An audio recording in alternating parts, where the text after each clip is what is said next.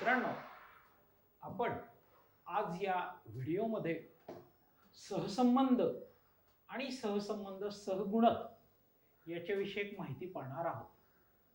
तसेच स्पियरमन या शास्त्रज्ञाने क्रमवार पद्धतीने सहसंबंध सहगुणक शोधण्याची एक पद्धती सांगितली आहे. त्या पद्धतीवर आधारित एक उदाहरण देखील आपण सोडवून पाहणार आहोत. बीएडच्या अभ्यासक्रमामध्ये हे अत्यंत महत्त्वाचे आहे. 8 अथवा 10 गुणांना हा प्रश्न विचारला जातो.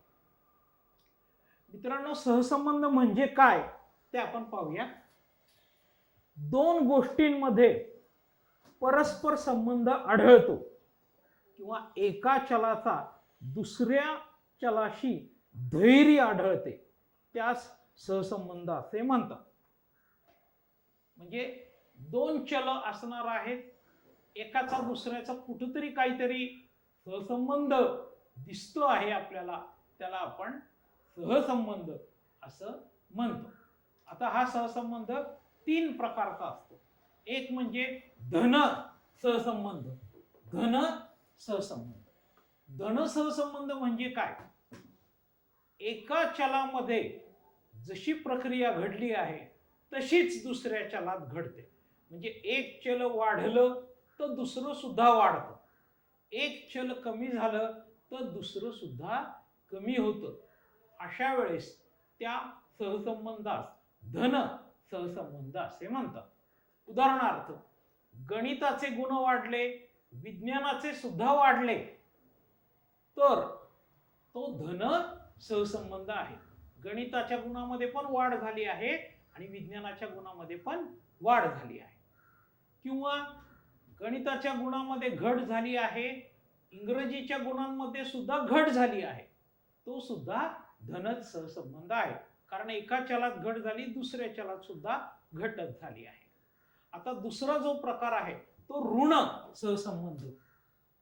ऋण सहसंबंध ऋण सहसंबंध म्हणजे काय? एका चलात वाढ झाली, दुसऱ्या चलात घट झाली. उदाहरणार्थ, किंमत वाढली म्हणून मागणी कमी झाली, तर हा ऋण सहसंबंध आहे. एका चलात वाढ झाली, दुसऱ्या चलात घट झाली, किंवा एका चलात घट झाली, दुसऱ्या चलात वाढ झाली, म्हणजेच विरुद्ध दिशेने चल बदलत आहेत. अशा वेळेस त्याला ऋण सहसंबंध असं म्हणतात. आणि तिसरा प्रकार आहे शून्य सहसंबंध. शून्य सहसंबंध म्हणजे एका चलात वाढ झाली तर दुसऱ्या चलावर त्याचा काहीही परिणाम होत नाही, वाढ पण होत नाही आणि घट पण होत नाही. अशा वेळेस त्याला शून्य सहसंबंध असं म्हणतात. आता आपण सहसंबंध सहगुणक याची माहिती पाहू. सहसंबंध सहगुणक म्हणजे काय पहा. दोन चलांमधील सहसंबंधाचे स्वरूप आणि प्रमाण दर्शविणाऱ्या स्थिर अंकास सहसंबंध सहगुणक असे म्हणतात. पुन्हा एकदा सांगतो, सहसंबंध सहगुणक म्हणजे काय? दोन चलांमधील स्वरूप आणि प्रमाण, सहसंबंधाचे स्वरूप आणि प्रमाण दर्शविणाऱ्या अंकाला, आकड्याला सहसंबंध सहगुणक असे म्हणतात. सहसंबंध सहगुणक याचे मूल्य नेहमी -1 ते +1 च्याच दरम्यान असते. म्हणजे 0 ते 1 च्या दरम्यान असते. 0 ते +1 किंवा 0 ते -1. 0 ते +1 च्या दरम्यान सहसंबंध सहगुणकाचे मूल्य आले तर त्यास धन सहसंबंध असं म्हणतात. आणि 0 ते -1 च्या दरम्यान सहसंबंध सहगुणकाचे मूल्य आले तर त्यास ऋण सहसंबंध असे म्हणतात. आणि 0 आल्यास त्यास शून्य सहसंबंध असे म्हणतात. मित्रांनो, आता आपण एक उदाहरण पाहणार आहोत. जे उदाहरण क्रमवार पद्धतीवर अवलंबून आहे. स्पियरमन या शास्त्रज्ञाने क्रमवार पद्धती शोधून काढली. कशासाठी? सहसंबंध सहगुणक शोधण्यासाठी. ह्या क्रमवार पद्धतीचे एक उदाहरण आता आपण फळ्यावरती पाहणार आहोत. या उदाहरणामध्ये तुम्हाला दिसत असेल पहा, चाचणी 1 आणि चाचणी 2 मध्ये 10 विद्यार्थ्यांना, हे A B C D J 10 विद्यार्थी आहेत त्यांना किती गुण पडले आहेत ते दिले आहे. आणि प्रश्न विचारला आहे की सहसंबंध सहगुणक शोधा. क्रमवार पद्धतीने, स्पियरमनच्या क्रमवार पद्धतीने सहसंबंध सहगुणक शोधा व अन्वय अर्थ लिहा. मी इथे फळ्यावर तो प्रश्न लिहिला नाही जागेअभावी, पण प्रश्न हाच आहे. या दोन्ही चाचणीमध्ये सहसंबंध सहगुणक शोधा आणि अन्वय अर्थ लिहा. आपण या क्रमवार पद्धतीने सहसंबंध सहगुणक शोधण्यासाठी असा हा चार्ट आखणं आवश्यक आहे. ज्या चार्ट मध्ये चाचणी 1 आणि चाचणी 2 चे गुण अगोदरच दिले आहेत, परंतु पहिला क्रम आणि दुसरा क्रम R1 आणि R2 हे आपल्याला शोधायचं आहे. R1 चाचणी 1 वरून शोधायचं आहे आणि R2 चाचणी 2 वरून शोधायचं आहे. हे दोघांची वजाबाकी करून त्यांच्यातला फरक म्हणजे डिफरन्स शोधायचा आहे आणि त्याचा वर्ग करायचा. नंतर त्या वर्गाची बेरीज करायची आणि मग हे सूत्र जे दिलं आहे त्या सूत्राने आपल्याला सहसंबंध सहगुणक शोधायचा आहे. चला तर मग सुरुवात करूयात. इथे ए विद्यार्थ्याला चाचणी 1 मध्ये 20 गुण मिळाले आहेत. थोडं डाव्या बाजूला लिहा कारण इथे आपल्याला क्रम लिहायचा आहे. बी विद्यार्थ्याला 14 गुण मिळाले आहेत. सी विद्यार्थ्याला सुद्धा 14 गुण मिळाले आहेत. नंतर 12 गुण, मग 13 गुण, मग 11, 14, 13, 10 आणि शेवटी 18 गुण मिळाले. मित्रांनो, या गुणांकडे जर आपण पाहिलं तर सर्वात जास्त गुण कोणाला मिळाले ते पाहू. ए ह्या विद्यार्थ्याला 20 गुण सर्वात जास्त मिळाले म्हणून त्याला पहिला नंबर दिला, पहिला रँक. त्याच्यानंतर 18 ह्याला दुसरा रँक दिला. 18 नंतर जर आपण पाहिलं तर 17, 16, 15 असे काही गुण नाहीयेत, डायरेक्ट 14 आहे.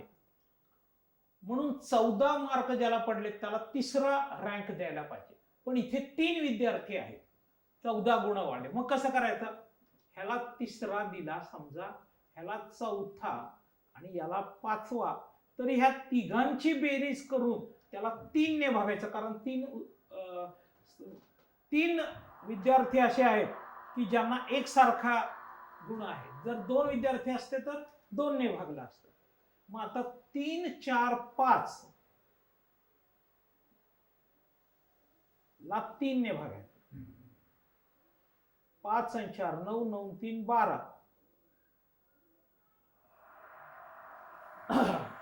म्हणून 4 जे उत्तर आले ह्याचा बी याचा पण रँक 4च, सी ह्याचा पण रँक 4च आणि जी ह्याचा सुद्धा रँक 4च आहे.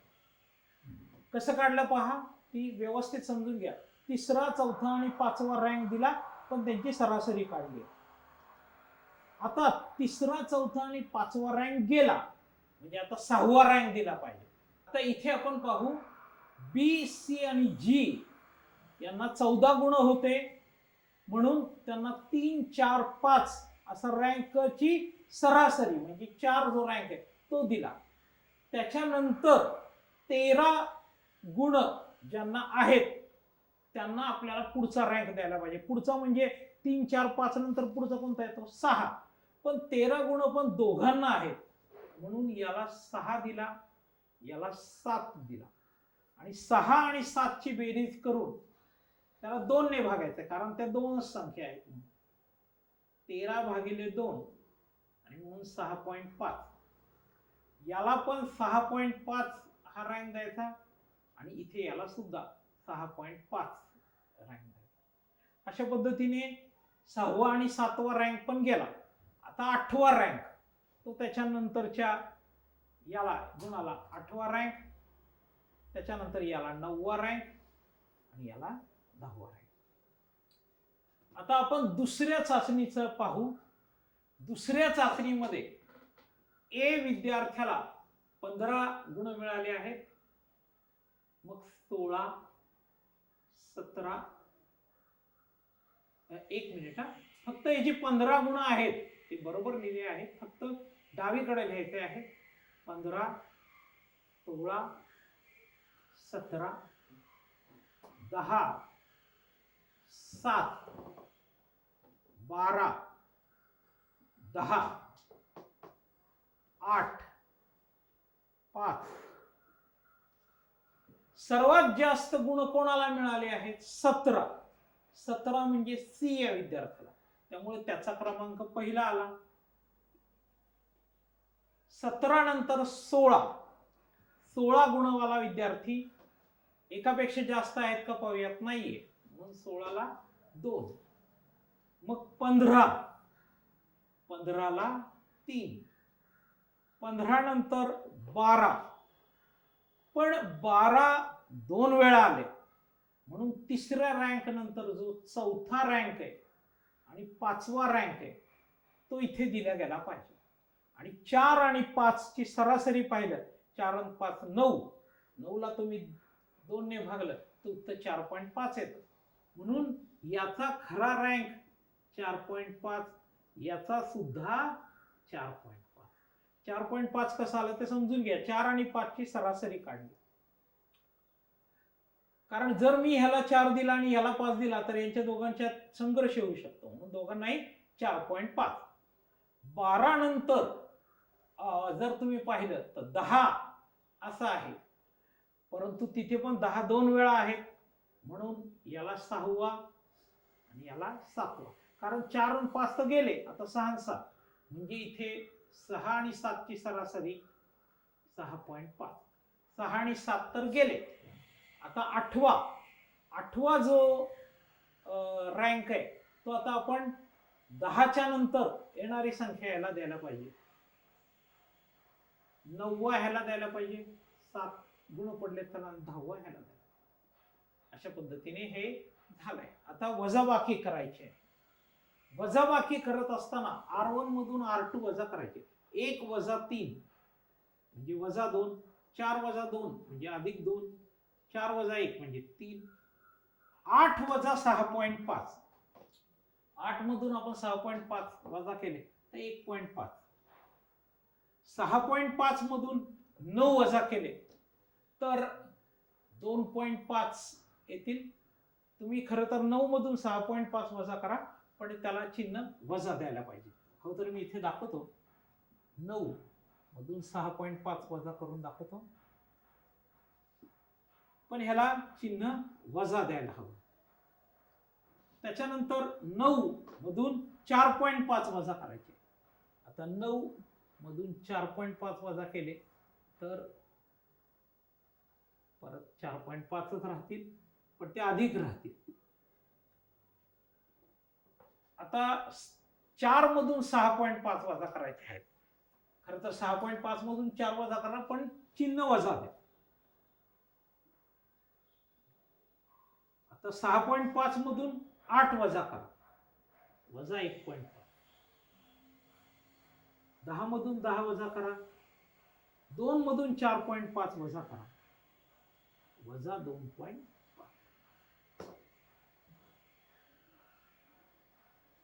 हे वजाबाकी व्यवस्थित करा बरं का. 1 वजा 3 म्हणजे वजा 2, 4 वजा 2 म्हणजे 2 या पद्धतीने. आता याचा वर्ग करायचा आहे. हे डी आलं, डीचा वर्ग. वजा 2चा वर्ग अधिक 4, 2चा वर्ग पण 4, 3चा वर्ग 9. आता 1.5चा वर्ग, 15चा वर्ग 225 आपल्याला माहिती आहे, पण ते काय करायचं आहे, इथे 1 ला त्याच्या अलीकडची संख्याने गुणायचं आहे. बे 1 बे, आणि त्याच्यावर 2चा 5चा वर्ग लिहायचा आहे. 2.25.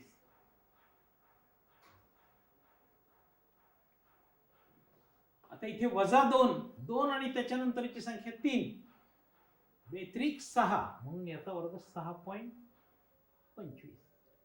4 नंतरची संख्या 5, 4 पंचे 20, म्हणून याचा वर्ग 20.25. 2 नंतरची संख्या 3, बेत्रिक 6, 6.25. एका नंतरची संख्या 2, 2.25, शून्याचा वर्ग 0. दोनानंतरची संख्या 3, बेत्रिक 6.25. फक्त एक गोष्ट आहे की वर्ग कधीही वजा नसतो. आता आपण यांची बेरीज करू. 5 आणि 5 10, 10 आणि 5 15, 15 आणि 5 20, 20 आणि 5 25, 25 आणि 5 30, 3 आणि 2 5, 5 आणि 2 7, 7 आणि 2 9, 9 आणि 3 12, 12 आणि 2 14, 14 आणि 2 16, 7 आणि 2 9, 9 6 15, 15 आणि 6 21, 21 आणि 2 23, 23 आणि 9 32, 32 आणि 4 36 आणि 4 40, 4 4 आणि 2 6, 60.60 हे उत्तर आलं आहे. आता आपण ते इथे टाकू आणि उत्तर शोधूया. सूत्र असं आहे 1 वजा 6 गुणिले summation d square n square minus, हे समेशन डी स्क्वेअर इथे आले पण 60.60, समेशन डी स्क्वेअर आले 60.60 आणि एन आहे 10. 10 कसे काय, तर हे जर विद्यार्थी तुम्ही मोजले 1 2 3 4 तर हे 10 आहे, म्हणून एन 10. या सूत्रामध्ये किमती भरायच्या आहेत. 1 वजा 6 गुणिले 60.60, 10, 10चा वर्ग वजा 1. आता 6 ने याला 6 6 36 आणि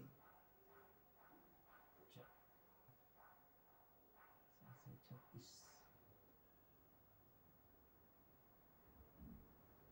2 घर पॉइंट द्यायला पाहिजे, म्हणजे 363.7. इथे 10चा वर्ग 100, 100 मधून 1 वजा करा 99 राहील, त्याला 10 ने जर गुणलं तर 990 येईल आणि वरती 363.60. आता तुम्ही 363.60 ला 990 ने भागा, उत्तर येईल 0.37.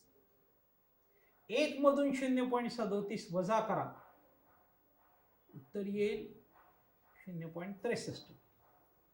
आता आपण याचा अन्वय अर्थ पाहू. सगळ्यात पहिलं तर हे आहे की हा धन सहसंबंध आहे, वजा उत्तर आलं नाहीये म्हणजे हा धन सहसंबंध आहे. आणि दुसरी गोष्ट अशी आहे की 63 जे आहे, पहिला स्लॉट नेहमी 0 ते 20 पर्यंत असतो, 0.20, ह्याला अत्यल्प सहसंबंध असं म्हणतात. दुसरा स्लॉट 20 ते 40 पर्यंत असतो,